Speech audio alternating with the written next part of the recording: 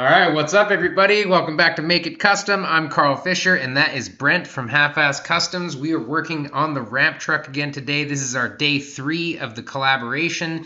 Definitely check out his channel, Halfass Kustoms, for the other half of all these videos. There's so much content being dropped on both channels, and none of it overlaps. So if you want the other half, definitely check them out. In this video, we're going to try and get the steering happening on this thing. In the last video, we got it running, or Brent got it running. So anyway, don't forget to like, click subscribe, hit notifications, check out Halfass Kustoms, and let's get into it.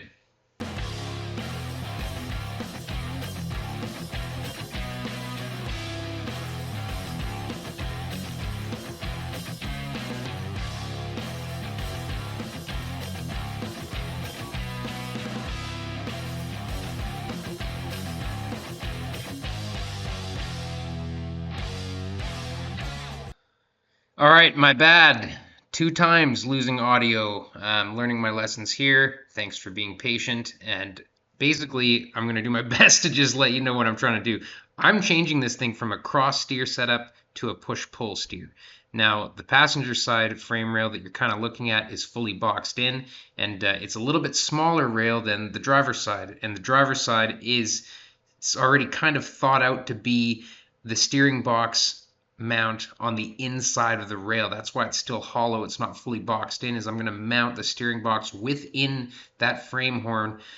This little U shape here, you can see that's where the center of that steering box is going to come out. The pitman arm will be vertical, pointed up, and the steering link, the drag link itself, will be perpendicular to this cross link, and they call it like a push-pull type steering setup because it'll actually steer off of the driver's side spindle, and I'm going to build a bracket that bolts on these 2 top bolts of the spindle. And it's just going to be a steering arm that my link can connect to so that it'll be a push-pull steer. So we're just going to start tearing everything down and figuring out how that bracket's going to look and how it's going to work.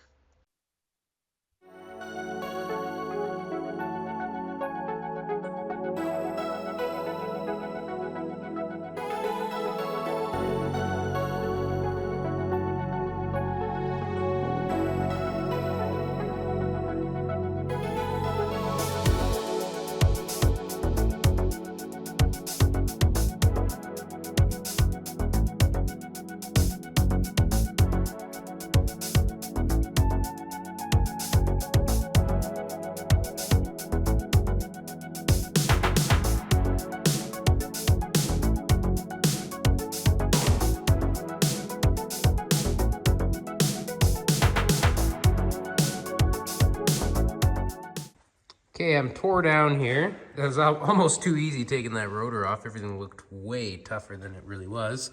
So I've got these bolts off here. They bolt through.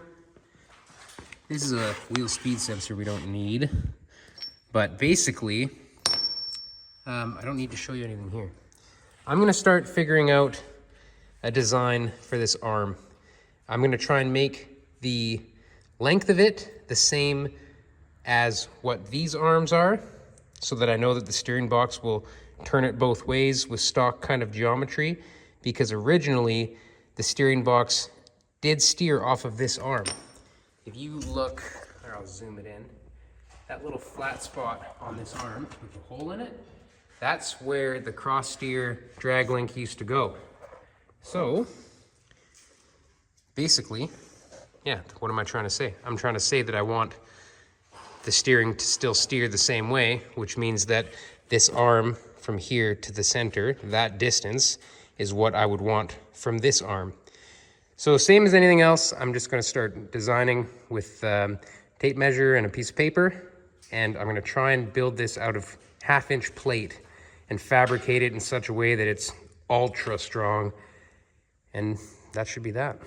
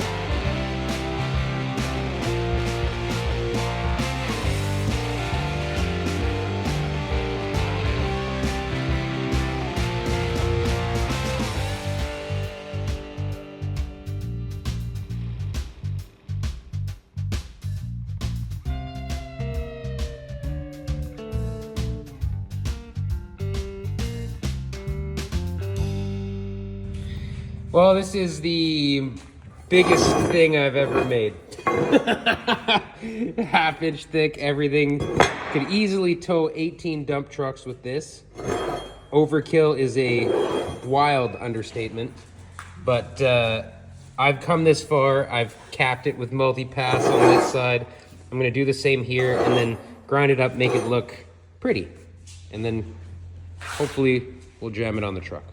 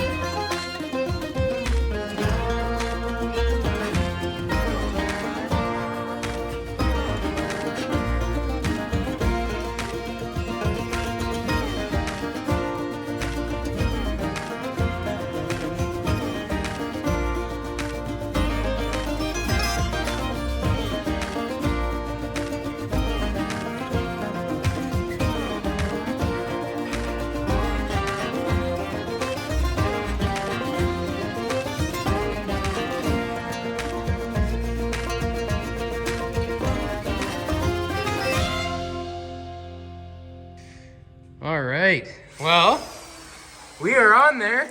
The world's beefiest steering knuckle ever in the history of steering knuckles. And it does miraculously turn lock to lock without hitting anything. I'm actually super surprised, but that's that. We're bolted on. I just gotta nip these off. These bolts are a little bit long, and then I'm gonna go onto the steering box. Got it just kind of sitting in there. That's its home. So I've just got to build a plate on the front side of it that bolts the 3 bolts on. And then this arm is not quite long enough, so I'm going to extend the arm and go to a 3/4 inch heim for now. I'll probably later on weld in a proper taper and a fat ball joint or something like that, but for now it'll be fine. 3/4 inch heim, extend the drag link. Anyway, that's where we're at.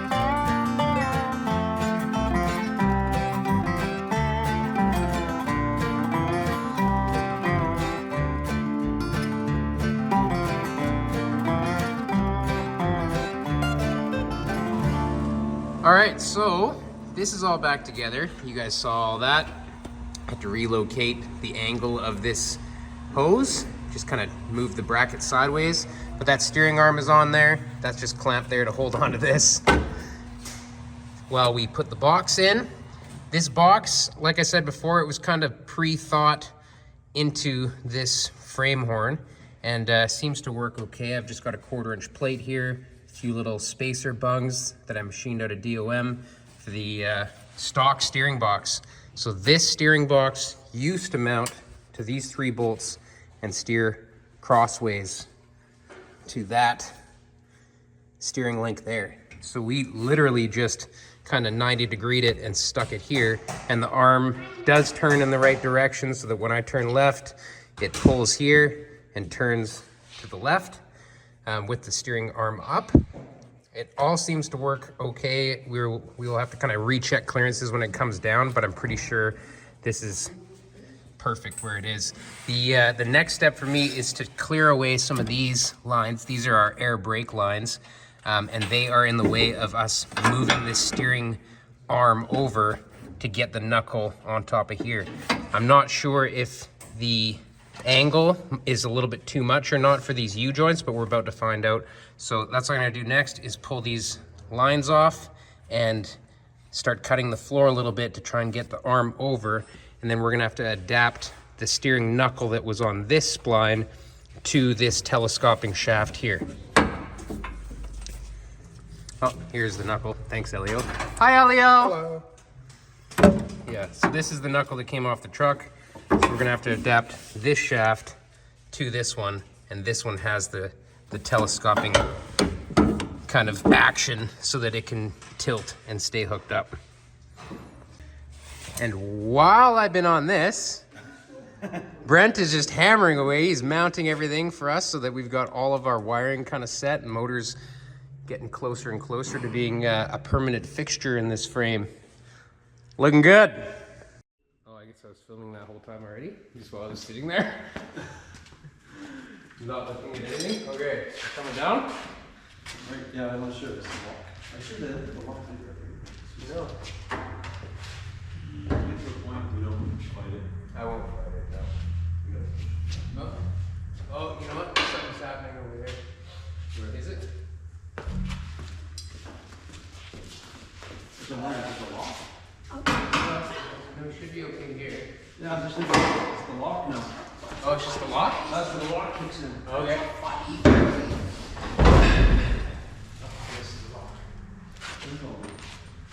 Kind of do that too. 1, 2, yeah. Oh,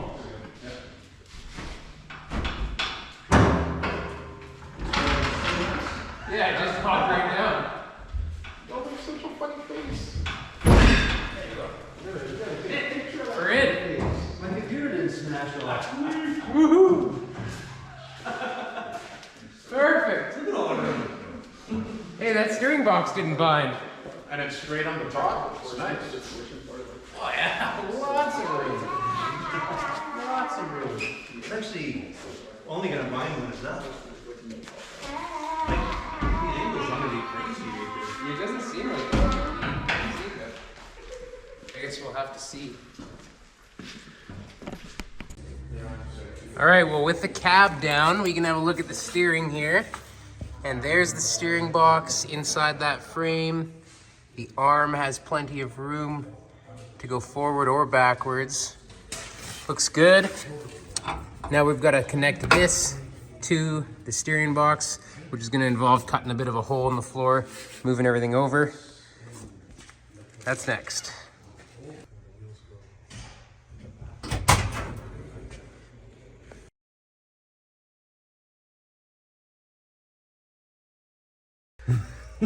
Okay, so blew this hole out a little bit more so we could kind of try and eyeball our steering here.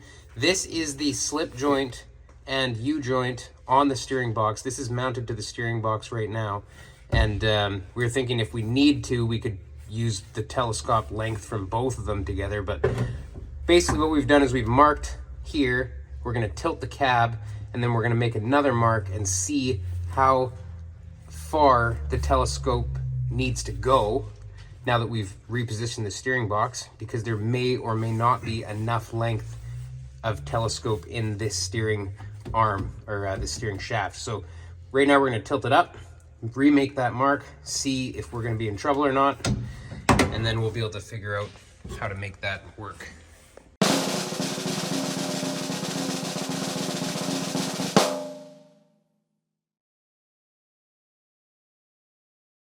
This is tapered all the way down.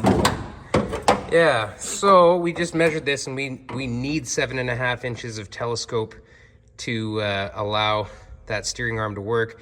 We only have about 4 inches, and so we're gonna have to try and figure something out there. Either make the telescope longer, or I don't know.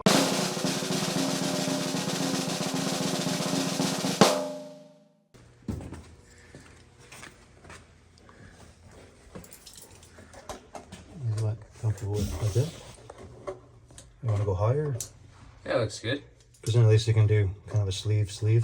Yeah, then we've got enough room for a nice long sleeve with a couple of rosettes in there. Yeah, well, we can pull it apart. We can probably do a nice butt weld in the middle, solid, and then do a sleeve over top of it. Perfect. Unless you want to drill and... No, that'd be fine. The sleeve would be great. So these are them. Mark. All right, so now that it's marked, basically this column comes off so easy, just 2 clamps and a plug. We're gonna pull the column out, pull that steering arm out, and outside of the vehicle, weld our telescoping doohickeys together, and then put them all back in, should be done.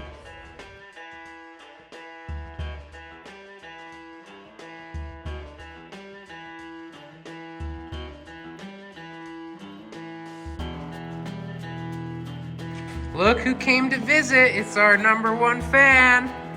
What's up, Amelia? Show me the face you were making. Lovely.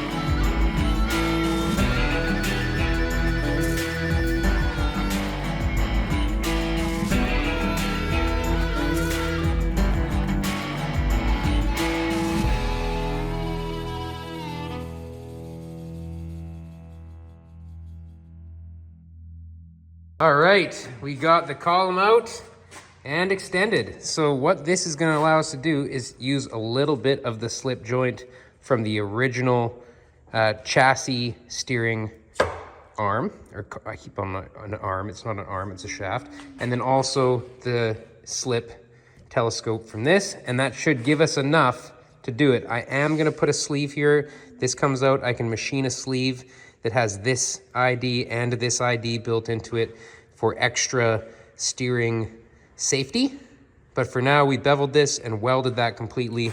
It's definitely strong, and I'm sure it would never break, but steering is one of those things you don't take chances. So this is ready to pop back in now, and we will give it a trial run, see if we have steering.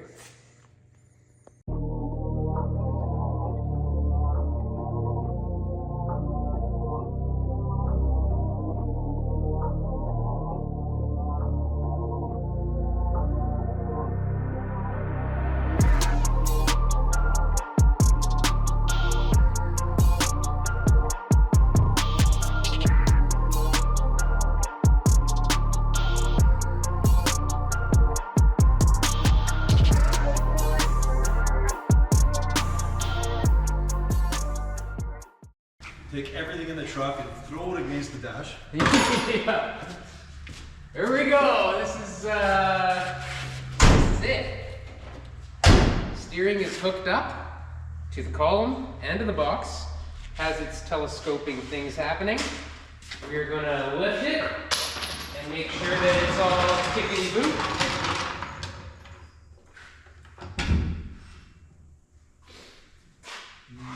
Change it. Oh, good. Yeah. Oh, you know what? We have to unlatch the cab. I got it. Alright. Oh, this way. Alright. Let's go do that pop.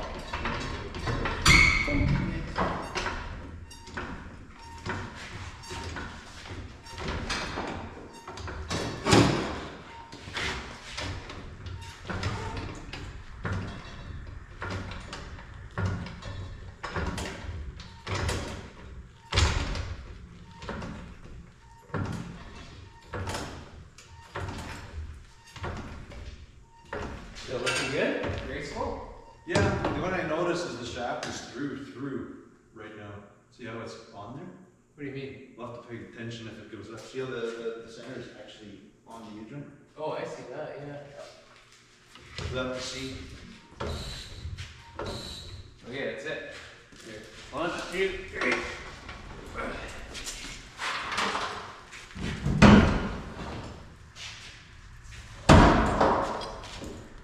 Something found. Yeah. Oh, it's the floor. Oh, the floor hole isn't big enough. Okay, note to self, the floor hole is not big enough. So, But it's like there's enough slip in it? Or did it pull out further? Because it's at the bottom, didn't come up. Did it pop out of that thing? oh, did the, what happened? It's still alright. It did pop. There's probably more spline on that shaft than we had. Then we thought there was. Or did it pop out completely? Oh, it did pull out. Oh yeah. See, this didn't come up. Yeah, no, we pulled this right out. Yeah. Weird. Okay, not ideal. Something happened. This did not slip out. I don't know if it bound up because I tightened this too much or something. I'm not sure. But the there's our column. There. It should be part of this. It is not. So, whoopsie! So we had a weird binding issue because of the floor and ended up pulling the spline right out of the column, which is, see those fingers? He's putting that back together right now. But now it seems like it's gonna be working. I've hooked up this steering arm to our steering arm here. This is not proper. I'm gonna redo this later, but this is enough just to get us kind of mocked up and try it. So as soon as he's done clamping that column back together, where the spline is, we will give it a try, bring it back down, see if the wheel turns the wheels.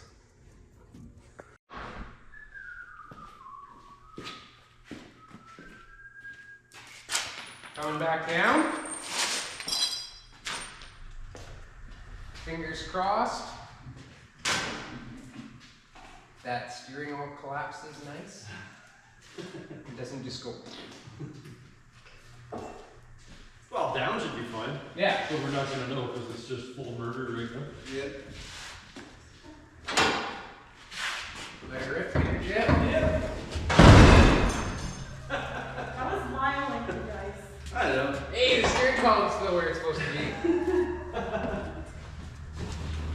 Look good. Huh? Looks good. Hey, it's yours, dude. Look at, we're steering. What are those sounds? Let's have a peek. Huh? What's making all the noise? What is that? Is your steering arm? Oh! What's so funny?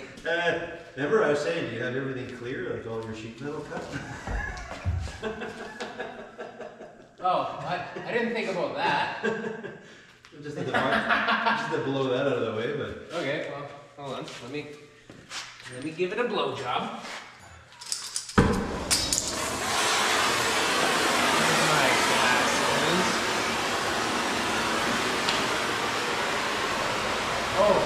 pass me the top ones there, Esther?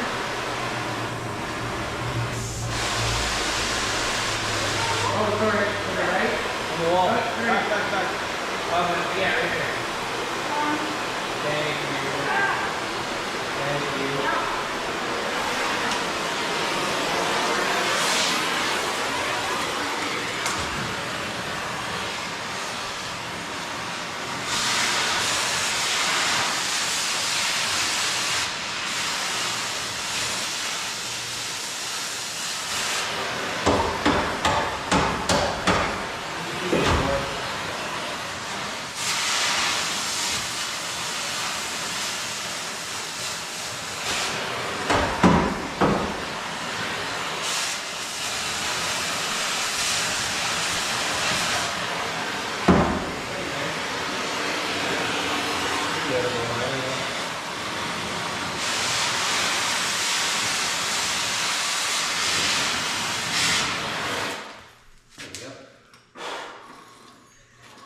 That was some reach. Blew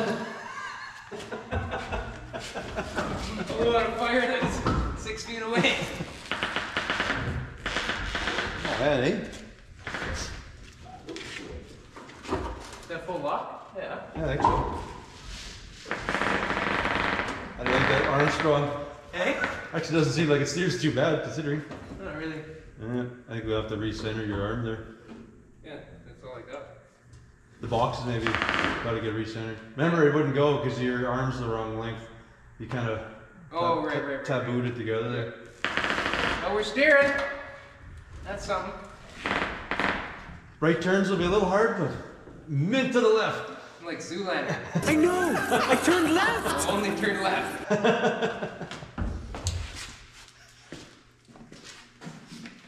Cool! So cool.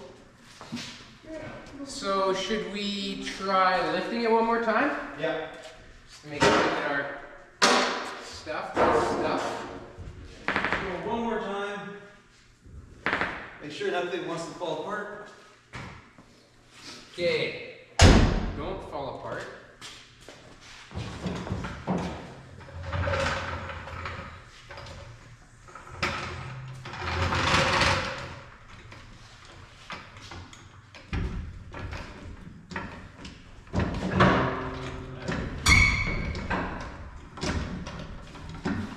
Shoot a big jack with you. Another person or two. Yeah. This is easy to lift.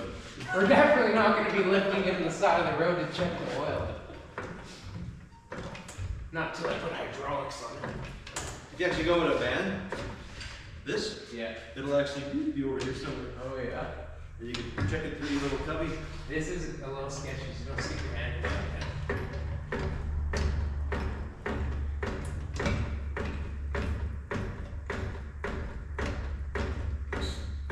Okay.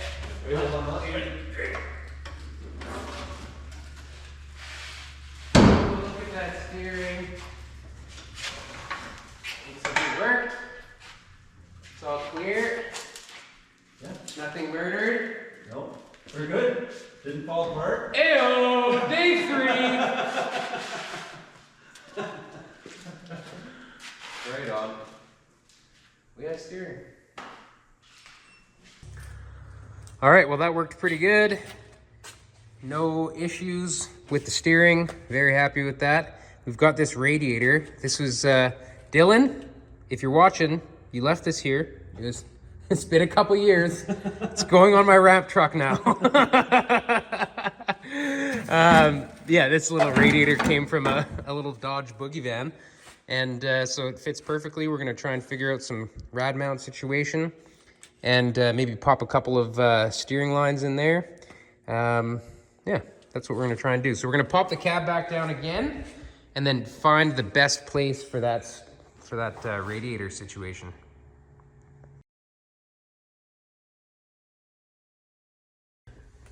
I'm not sure you want to do it. You want to just go forward with it more? Yeah, I mean, whatever the happy medium of airflow and accessibility is. The crossroads of... Well, there's everything there. I mean, it might go up, might not. I just don't know how low you want it compared to... Well, I guess as long as they stay off the front. But then rad hose, stuff like that. Like, yeah, if we go, I don't know, it's kind of your call, man.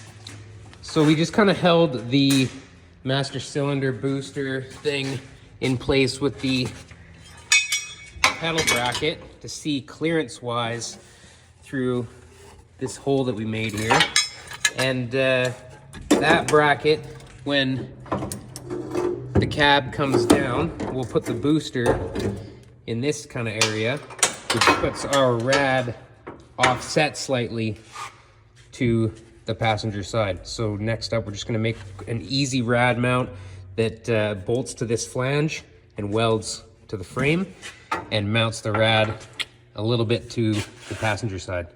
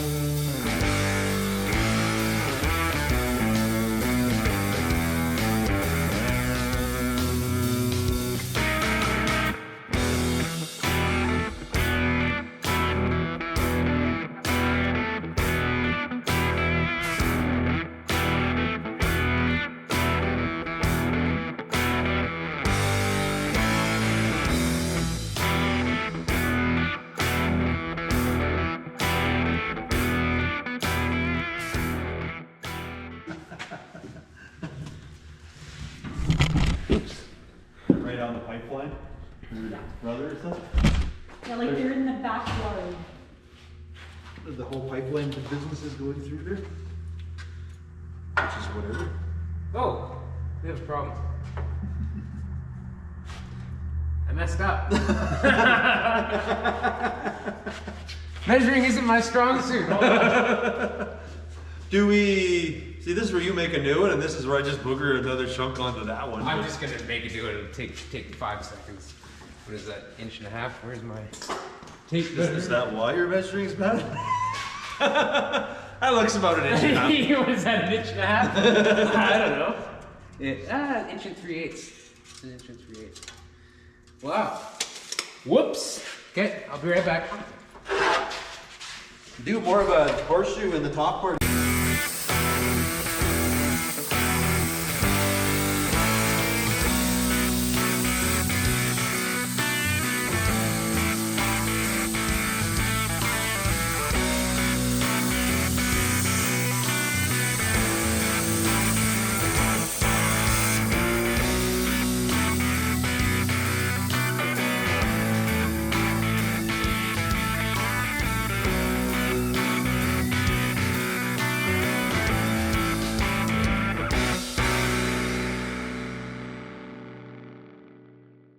All right, well, we have had quite the eventful 3 days. This is the end of day 3. We are about to do a live with you guys. It's kind of the first time I've ever done a live. Second time for you, I guess. Yeah, that radiator is in there. It's mounted. It may or may not stay there. We've kind of carved it out a little bit for where the brake booster, hydro boost is going to go. And Brent got a bunch of the wiring mounted today, helped out with a bunch of the steering and all that. Look at this. We're all mounted up there. ECU's got a home. We got a home for all the fuses. But that's it. That's where we're going to leave it. Time to take a little bit of a break. If you guys have not yet, please check out Halfass Kustoms. Brent, he's got a wicked channel, builds tons of cool cars. He is awesome enough to come help with his ramp truck and burn with me for 5 days. Like, how epic is that? Look at how far we've come. I don't think you guys have seen any of the projects come this far in like a month, you know what I mean? This is only day 3, so yeah. Thanks a lot for watching, everybody. Thanks a lot for Brent for coming out. Esther's here too, visiting. And we'll catch you on the next one. All right, everybody, I got this super exciting special announcement for you guys. We are doing another metal shaping class in Vegas with Cristian Sosa, Sosa METALWORKS. If you don't know who he is, I revere him as like a mentor to me. I've looked up to him for years. I got the opportunity to work with him back when I was building custom motorcycles in 2014. We got to work on a bike together. Long story, I was in Arizona, we were building custom bikes. He lives in Vegas, looked up to him, still do, and we got to work together. So I took his metal shaping class in Las Vegas a few years ago, and it really changed my life. And I had these aha moments there that were just incredible. Like, they literally changed the way I thought about sheet metal and metal shaping. Last November, we did do a metal shaping class in Vegas with Cristian Sosa and had an amazing time. We had a bunch of great guys come out. The class sold out right away, and it was just epic. It was an awesome experience. I had so much fun. I loved it. Been wanting to do it again. So Cristian and I worked on some dates, and January 19th to 22nd, we're gonna do this class again in Vegas. It's a good spot for everybody to be able to get to, including myself. It's a good spot. So, what is this class about? So basically day 1, half day is day 1. Thursday is the meet and greet. So Thursday evening, everybody shows up at the shop. We have some tacos, we have some beer, and we just kind of like learn everybody's names. We talk about metal shaping and just try and get the feel for everybody so that we're all comfortable. Day 2, which would be Friday, we get right on the tools. And that's what I love about taking his class, is that right away, like, it's not just all book learning or sitting down listening to somebody talk. It is getting hands dirty right away. First full day, I should say, it's Friday, and we're gonna make bowls. So we'll be shrinking using, you know, we'll be doing some hand metal shaping techniques like the Mother Tucker hammer with a shrinking stump, and then we're also going to use his power hammers. Like, I've got one of his machines here. He also has a bunch more. He's got a wicked old Powell power hammer with the leaf spring on it. He's got a Bailey power hammer as well. He's got like a bunch of his Shape-O-Matic power hammers. So there's a bunch of machines that we're all going to be using day 1. And day 2 gets a little bit different. So we start talking about wire forming like a buck or your pattern. So when I say a wire form, you've seen them on the channel before, and that's where I learned it, is from Cristian. So we'll make a wire form of a shape, and then usually everybody makes a gas tank, right? So where's mine? Okay. This is my gas tank that I made in his class. This I made it out of 2 pieces. I made a bottom half and a top half.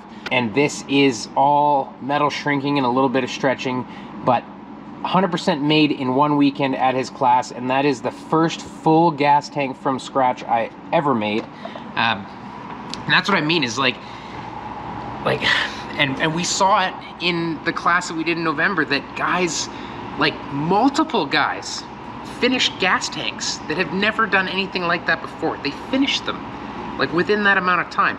I'm not saying that that's common, because it's not. It is not common for you to finish your whole gas tank in that class, but it can be done, and it is a goal that we're shooting for, right? So that's day 2. We are gonna make the wire bucks for the gas tanks, and learn about paper patterning and how to kind of analyze the shape to see what it needs, and all that. Day 3 is a continuation of day 2, but day 3 is going to be the Sunday. I keep messing this up. Don't count Thursday. Okay, so day 1 is a Friday, day 2 is a Saturday, day 3 is Sunday, and Sunday is just all day.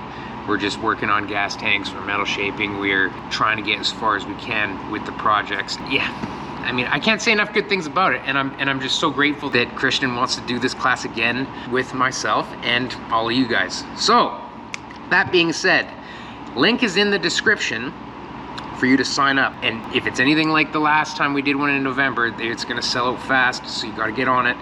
It's $1,400 a head, and it is worth every penny. It's gonna be awesome. So I look forward to seeing you guys there. I can't wait. I've got my plane tickets. I'm gonna be there. So let's have a great time and let's learn some metal shaping. So don't forget, click the link in the description to go learn more. Everything's on his website. You can register there. If you are looking to save a few bucks, like I did when I first took my class, I didn't get a hotel because like I just couldn't afford it, and so. Or I didn't want to afford it. I wanted the experience of sleeping in the shop, and Cristian opens up his shop for that. You got to bring your own kind of sleeping gear if you're looking to save a few bucks. And believe me, the days are long and we work hard. So, you know, at the end of the day, you're just gonna crash and you're gonna wake up and do it again. You're welcome to stay in the shop, and you know, we bring donuts in the morning, lunch is provided, and you know, depending on how things go and what people are feeling, we might go out for dinner later or whatever, but it's truly an experience, right? It's not just a class. We're gonna have a lot of fun. Hope to see you guys there. Thanks a lot for watching. As always, don't forget to like, click, subscribe, and hit notifications. Let's see you on the next one, and we'll see you in Vegas. See you later, everybody. Bye-bye.